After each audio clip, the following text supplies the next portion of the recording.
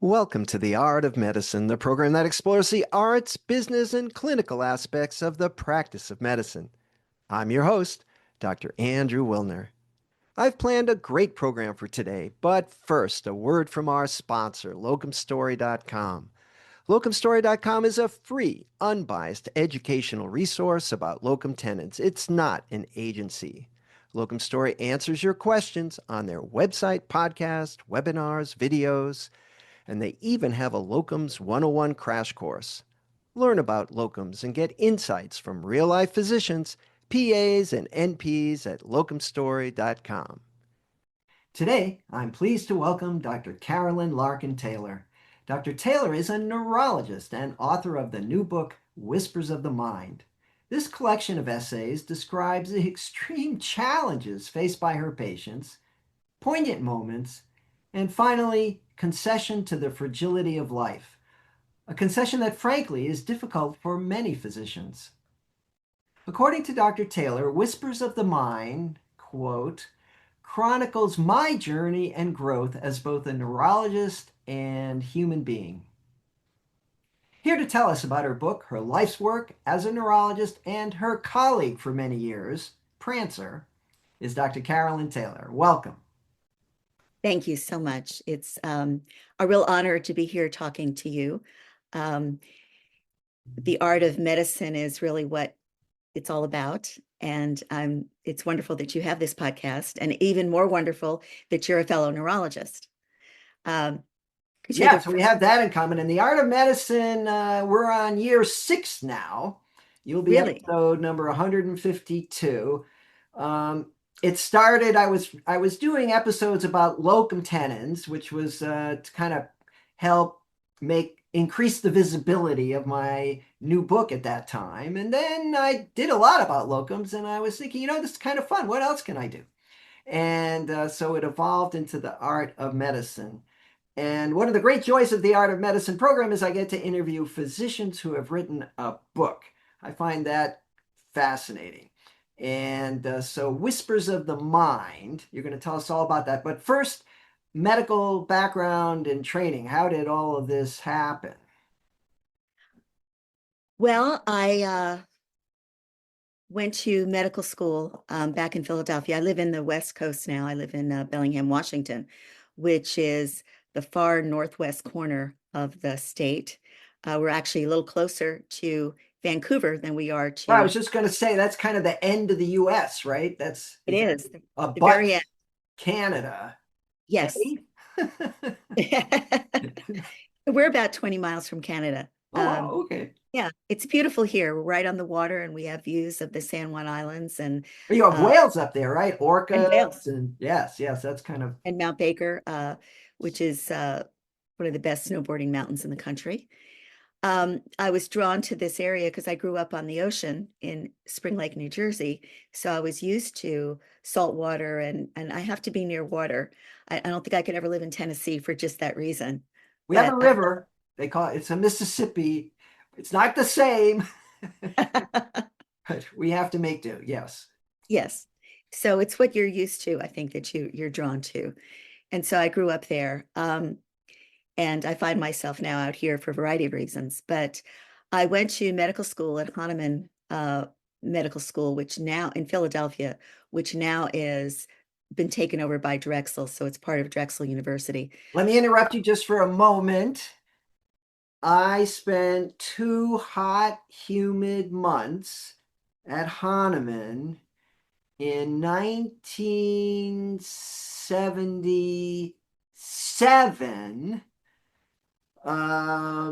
as a pre-medical student rotation before I started my first year of medical school.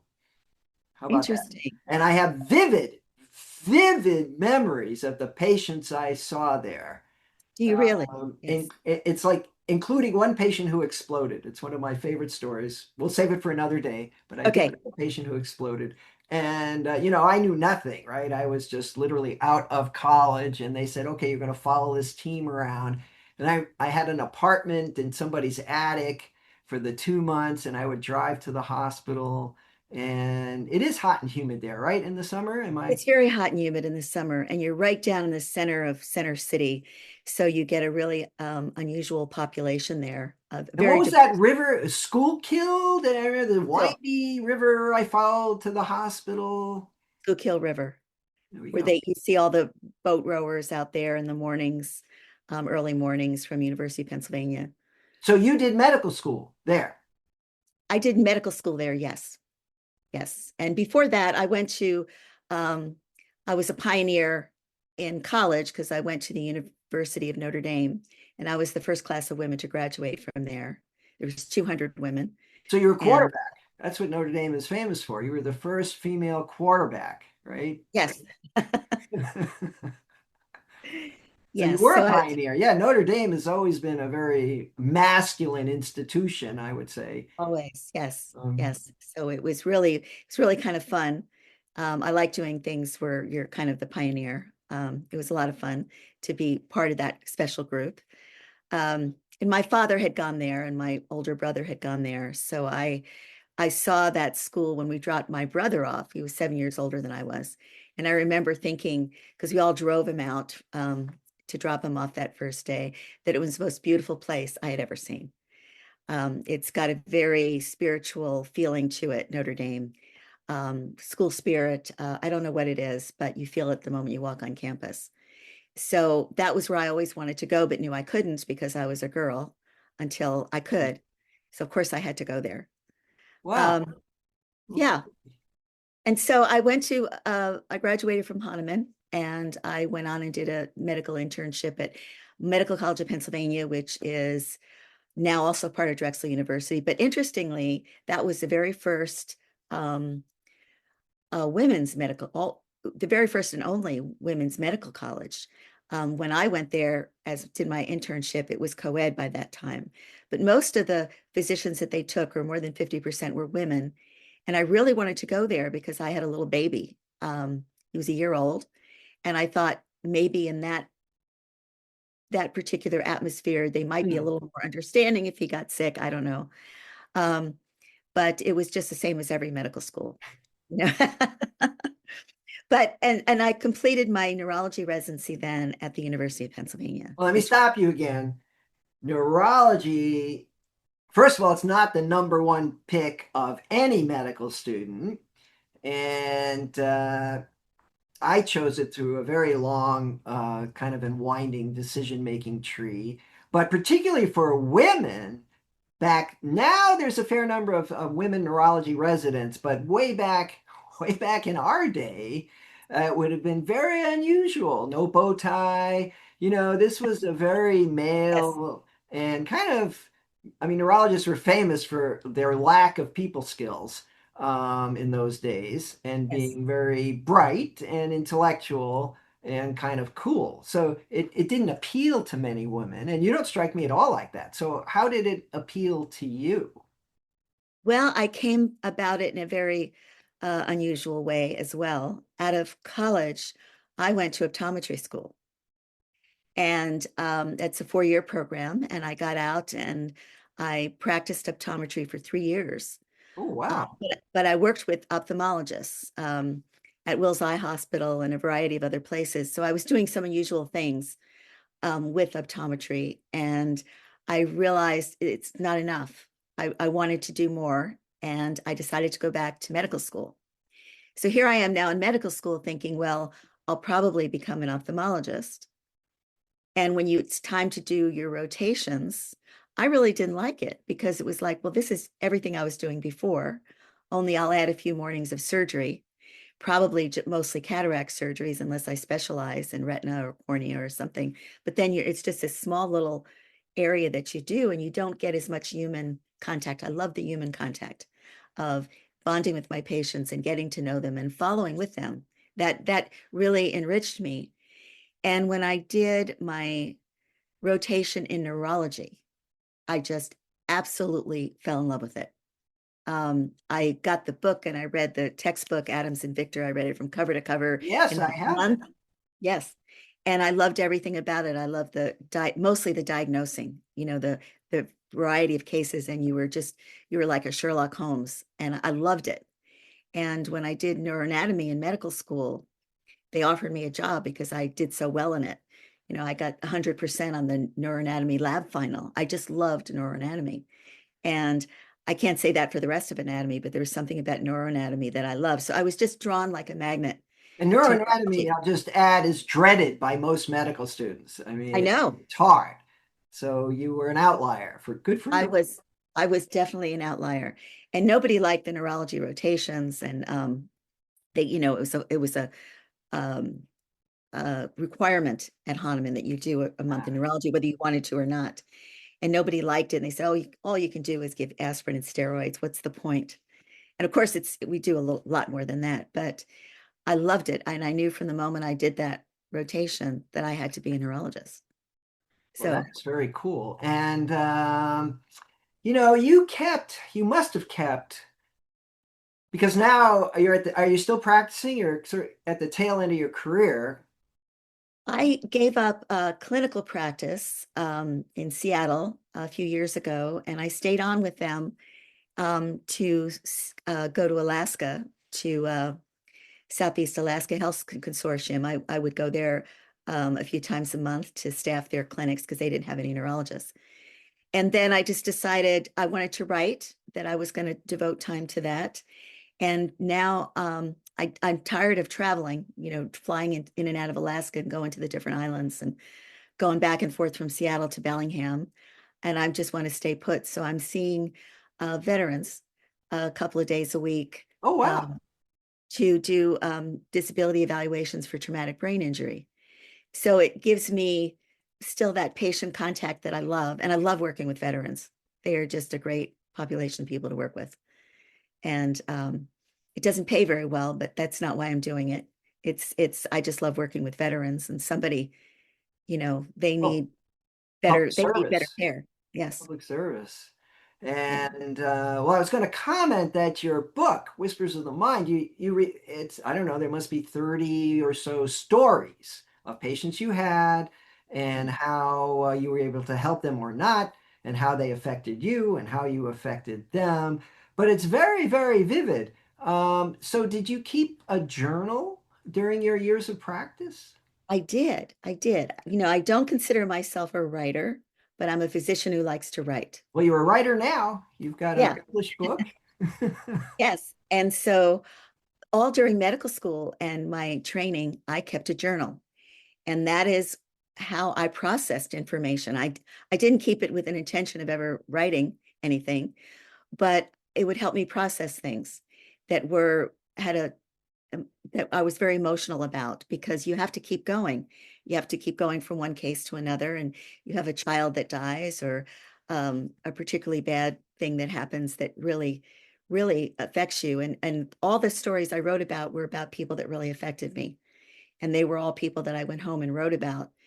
And so when I decided to slow down in clinical practice finally, because I've never taken any time off in all these years, I sat down and read through this, and I was just really struck by how I felt at one stage of my career versus later in my career. I could see my own transformation and growth, but I was struck by the inspiring stories of some of the people that I wrote about. And decided, I want to make this more literary, and I want to share that with people, because some of these stories are very inspiring. I didn't write it to teach people neurology. It's really about the human experience of being a neurologist, and taking these people, they're my readers, in with me to the intensive care unit and at the bedside to see what it's like to see the human interaction. And you have to tell some things about neurology so they understand what you're dealing with in that situation. But I also felt that there's such a distrust of medicine today. And I wanted to humanize medicine for the reader so that they understand that we're human just like everybody else. We can make mistakes, although we try very hard not to. And that the things that we are dealing with affect us. And even when you deal with death a lot, and all physicians do, maybe dermatologists not so much, but when you're dealing with death, you have to face your own mortality, and that's a difficult thing to do. And I think I talked somewhere in that book, or if not, I did it somewhere else, that there's certain personalities in medicine. As you pointed out, I don't seem like somebody that would be a neurologist, but there are surgical personalities and dermatology personalities and oncology personalities. And people tend to be drawn to what they're uniquely suited to, what they're comfortable with. And people that aren't comfortable with mortality, their own mortality, are going to naturally, I think, avoid those things.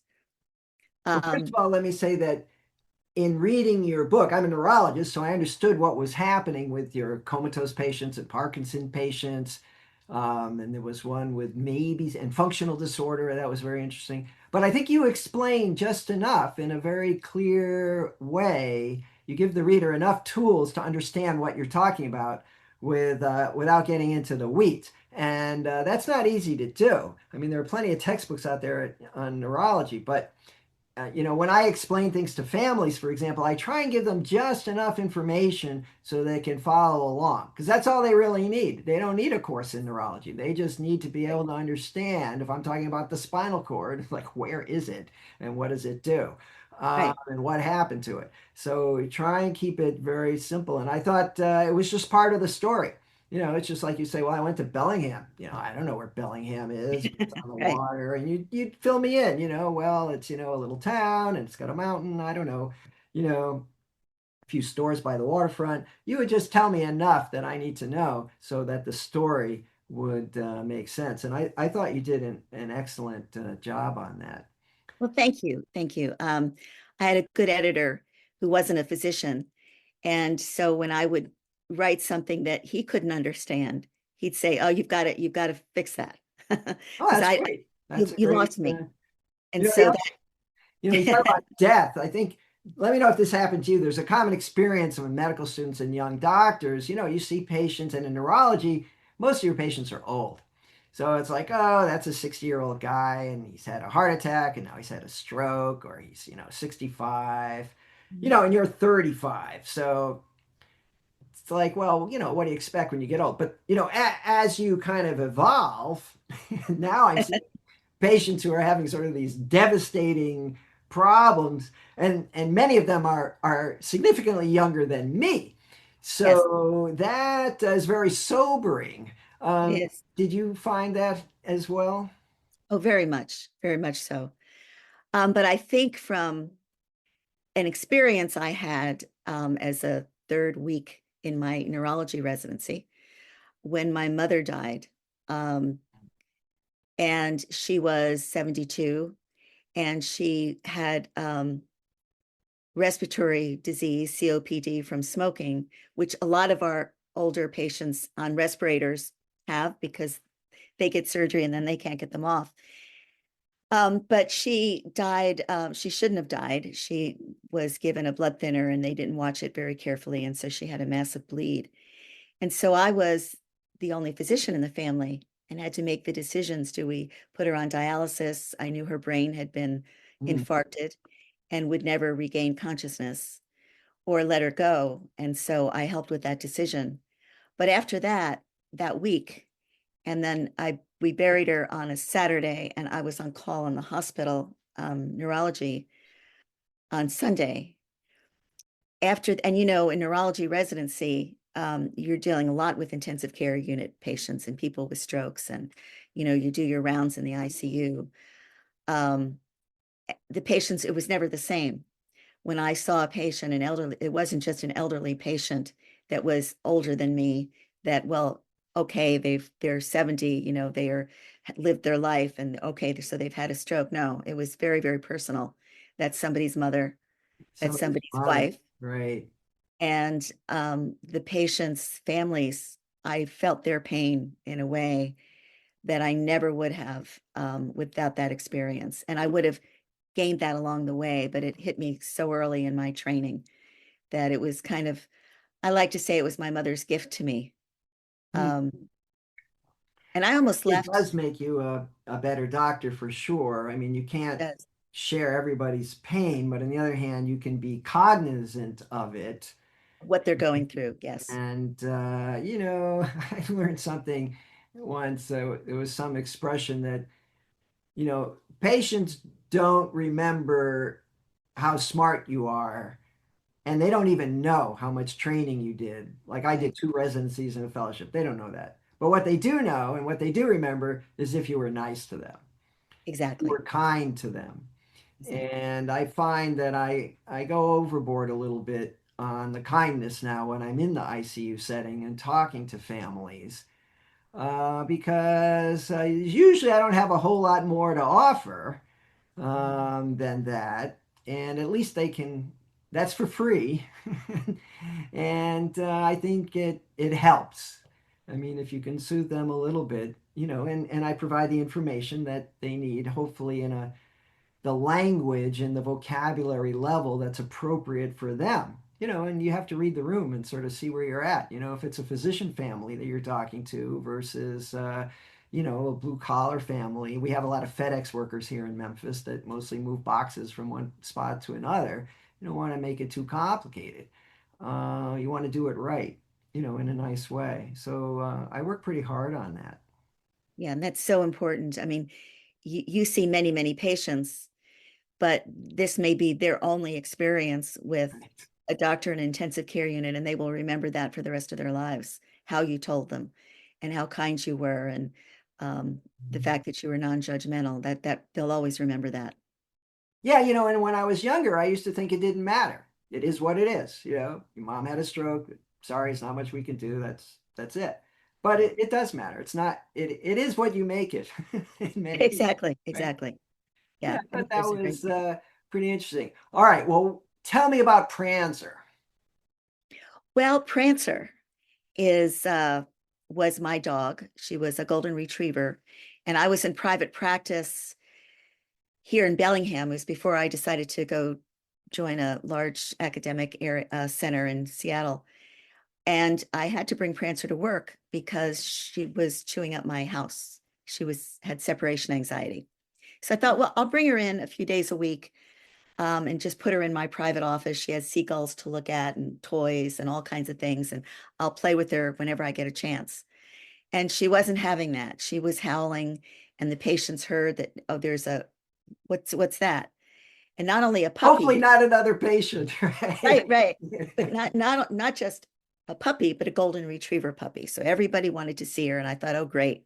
Now, how am I going to get through my day? Everybody's going to be playing with the dog, and I've got a schedule. But Prancer knew when to stop. I would bring her in, and they'd see her and just be all delighted. And then as soon as I engaged that patient, from the time she was a puppy, she'd stop and she'd just lay down and didn't bother us. And so as time went on, she was becoming a regular part of the practice, and people would call and say, I'm coming in for my 3-month visit, but I'm not coming if Prancer's not there today. I'll only come the day Prancer's there. Then I thought, well, I've got to do something here. I've got to make her official. Put her So on I the took, payroll. yes, put her on the payroll. So I got her certified through this pet partner program that is like an umbrella where they will, if the dog has the right temperament and the right training, then they will certify them, and they'll actually cover them with insurance, that you can take them into a hospital, you can take them into your office, take them to disaster sites. These, for your audience, are the dogs that go to places after there's been a school shooting or there's been an earthquake, to help calm people down. That's what a therapy dog is. And they do have training with regard to temperament and um, obedience. And a lot of them are golden retrievers because they are very comforting dogs. So Prancer became official, and she was with me almost every day for 14 years. She was here with me in a private practice, and I took her to Seattle, where I worked for about 7 years.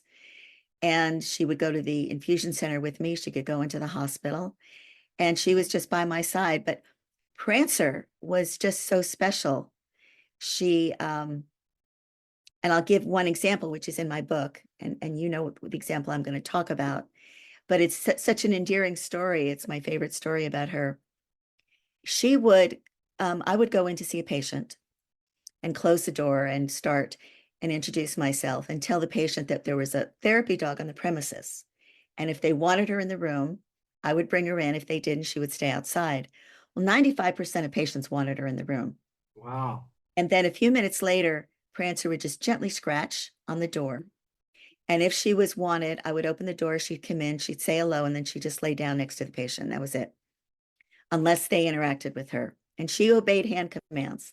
So I could stop her and move her or do anything I wanted. And so one day I was seeing a patient in consultation who was a young man that was quadriplegic from the neck down as a result of his devastating motorcycle accident. And he was in his electric wheelchair in the middle of the room, and all around the room were family. There must have been 5 of them sitting on the exam tables and stools and chairs. And it was such a claustrophobic environment. I left the door open, but I forgot about Prancer. And I'm interviewing the patient, and he's not saying much. He's just very despondent. And the family's all chiming in with telling me what had happened. And they were just there for anything I could possibly offer them. And as you know, there's not much. Maybe bowel and bladder management, spasticity management, put him in touch with social services. There isn't much. And they were just grabbing at straws. And all of a sudden, this young man looked past me at the door. And I turned and looked, and there's Prancer just sitting in the doorway. And I said, "Oh, I'm so sorry. I forgot to tell you there's a therapy dog on premises." And just then, the young man spoke for the first time. And he just looked, they locked eyes. And he said, "I love dogs so much. I would give anything if I could just pet that dog." And of course, he was lifeless from the neck down. And none of us knew what to say. And at that moment, without my motioning, she got up and she slowly walked over to him in the middle of the room, sat down by the wheelchair, and put her head and muzzle right on his hands on his lap, and never moved the entire hour. He started to cry. We all started to cry. It was so moving. And that dog did more for that young man that day than I ever could have, or anybody ever could have. And so it was a productive visit for him. I ended up prescribing at least an antidepressant, and my hope is that that family got him a therapy Oh, dog or yeah. a service dog that would at least keep him company. And it was just, he came alive in that moment when that dog walked in. So there was days, and she just did incredible things like that. And many days, of course, were just routine, but she was a real asset to me and to my patients, and a real comfort. And Yeah, so I have I've two. never seen or heard of such a thing. So I know about pet therapy, and there are these days it's quite common to have a therapy dog. Well, I'm an epileptologist, and always been discussion whether Yes, dogs can really sense a seizure coming on, or but they're epilepsy patients. Some of them will have a therapy dog to kind of help them in the event of a seizure. But yes. they're quite expensive and not easy to get, and they require a lot of training. So it's not a widespread thing. But I don't know any physicians who have a Labrador Golden Retriever colleague. Yeah. I was the only one in her whole hospital system. And she made the news. She was really, really something. They even offered to send her with me to Alaska, Hmm. uh, if that would get me to go. So I wouldn't do that to her, put her on a plane. I just wouldn't do it. But she was very, very special. And so in this book, I actually devoted 2 essays, one called Prancer Tales, where I told individual stories of her. And then the last essay that I wrote was called Thank You for Your Service. And it's a eulogy to Prancer. Well, She died shortly after we left practice, where she was coming to work with me. That was when she was old and she got sick from old age. But most golden retrievers don't make it that far. They notoriously get cancer. I've lost 3 or 4 Goldens over the years to cancer. But Prancer, she is just very special. The dogs I have 2 dogs now, a Bernese Mountain Dog and a Golden. I could never take either of them to work. They're just not the same personality. But there was something very unique about this dog. as a writer myself, I'm just a technical question. Where did you find the time to keep your journal? How did you prioritize it? Did you do it first thing in the morning when you woke up, or before you went to bed, or just scribble during the day? How did that happen? I did it at night. I did it at the end of the day because it helped me sleep. Mhm. So I could take these thoughts would be ruminating in my mind and I'd be going over it and over it again. Should I have done this? Should I have done that? Maybe I said this wrong. And if I took that and put it on paper, then I was fine. I'd taken it, I put it there, and I could go to sleep. It helped me sleep. And, I didn't write every night, obviously. There was nights you're too tired. There was nights that, you're on call. And I didn't write every day because there wasn't something that affected me emotionally every day. But when something affected me emotionally, I would find that I really couldn't rest until I put it somewhere else.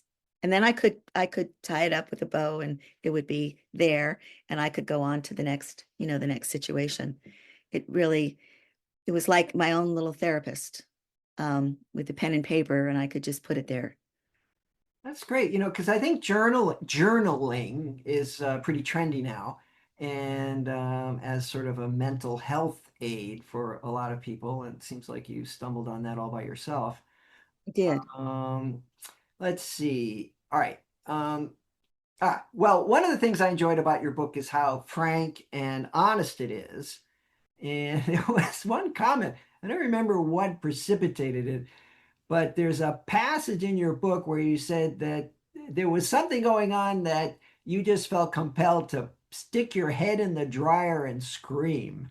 And that's not something, you could invent. That happened, and it's nice that you shared it. But what was it that precipitated that? Well, I had a baby in my third year of medical school. And back then, there was no maternity leave for students. There weren't that many women. And so I arranged this research rotation I had for when he was due and praying that he wouldn't be late and that I would have some time with him. And so he cooperated very well. He was early and was born the day after my research rotation began. And I had a month with him. And this little boy, this baby, as it turned out, had pyloric stenosis. Mm. So there was a narrowing for purpose of your listeners. There was a congenital narrowing of the entrance from his stomach into the intestine. So anything he ate had a difficult time getting through to the intestine where the nutrients would be absorbed. And so I'd feed him about every hour and then he'd throw everything up. And it got worse and worse and worse. And I couldn't feed him. And I kept calling the pediatrician and they kept saying, oh, he's got, gastric reflux, just elevate his bed, or he's this or he's that. And I was treated like the anxious medical student that I Yeah, it's your was, first baby. What do you first know? baby. And so as the weeks went on, it just got worse and worse. And I couldn't feed him. And all he did was scream. And my husband had Hungry. He was hungry and I knew it. And my husband had gone back to work. I was just there alone with this baby. And I thought, if only I could just be at the hospital and work and I'll take any call. I'll do anything. I just have to, I'm just so frustrated. I couldn't sleep. So finally, I didn't know what to do. I ran down to the basement where our washer and dryer was, and I stuck my head in the dryer because I didn't want any neighbors to hear me. And I just screamed as loud as I could. And that relieved some of the tension. And as it turned, so finally I kept calling, and when he was hard to wake up because he wasn't eating enough, they finally brought him in and did emergency surgery that day and fixed his pyloric stenosis. So I had this wonderful month of a baby that couldn't eat and screaming. And um, by the time I went back to work, um, he was now taking in 8 ounces of formula and more. He went from the 50th to the 100th percentile in a few weeks. This poor baby had been starved and became this normal baby. Now I had to go back and I didn't. It was just an awful month, a terrible month of new motherhood. But that's what drove me to the basement. Okay. What did he call? I mean, just the authenticity of your story. I think that is all of your stories are like that, and I think the book is very not only informative about the various medical conditions that your patients had, but the art of medicine well represented there, and what people really experience, and how often they're on their own. I think that's Yes, something, there's a loneliness epidemic that we have in the United States. But when it comes to crises, people find that, boy, help is often far away. And you deal with a lot of stuff by yourself that you wish you'd had a lot more experience and a lot more community and a lot more help. So I think right. that's another moral to the story. Well, okay, we're running out of time. Anything else you'd like to add before we wrap up? No, I don't think so. All right. I mean, So I could talk all day. where can we get the book? Um, the book is available on Amazon. It's available at all your major bookstores. It's available with Apple and Google and Barnes and Noble. So you can just ask for it. If they don't have it, they'll order it for you. It's distributed through Simon and Schuster, so it's readily available. But most people just prefer it's easy to order things on Amazon. And if you read the book, buy the book and read the book, I'd very much appreciate it if you would leave a review, because that helps get the book noticed. Yes, and I often leave reviews because you want to tell somebody about the book. Yes. Like, these stories were interesting, or boy, what, I never would have imagined that, or this is so terrible, don't pick it up. But you have as a reader, if you really read the book, any book, you have a response. So yeah, please leave reviews, and I'm sure they will all have many stars. Thank you. Thank you so much. And it means a lot to me that you read the book and that you enjoyed it as a neurologist. You're only the second neurologist that's read it, and I really appreciate that. Dr. Carolyn Larkin Taylor, thanks for joining me on The Art of Medicine. Thank you so much. And now a final thanks to our sponsor, locumstory.com. Locumstory.com is a free, unbiased educational resource about locum tenens. It's not an agency. Locum Story exists to answer your questions about the how-tos of locums on their website, podcast, webinars, and videos. They even have a Locums 101 crash course. At locumstory.com, you can discover if locum tenens make sense for you and your career goals. What makes locumstory.com unique is that it's a peer-to-peer platform with real physicians sharing their experiences and stories, both the good and bad, about working locum tenens. Hence the name, Locum Story. Locumstory.com is a self-service tool that you can explore at your own pace with no pressure or obligation. It's completely free. Thanks again to locumstory.com for sponsoring this episode of The Art of Medicine.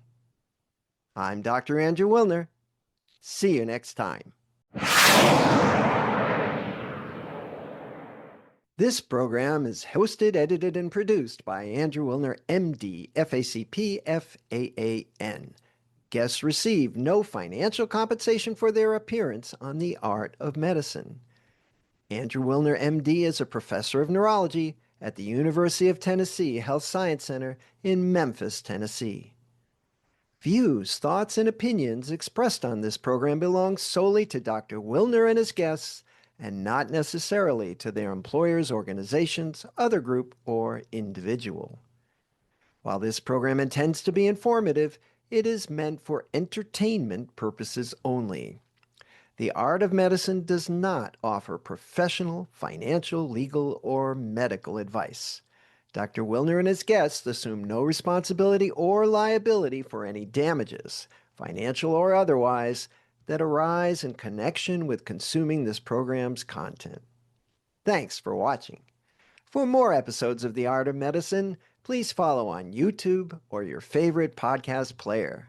Please share with your friends and subscribe. www.andrewwilner.com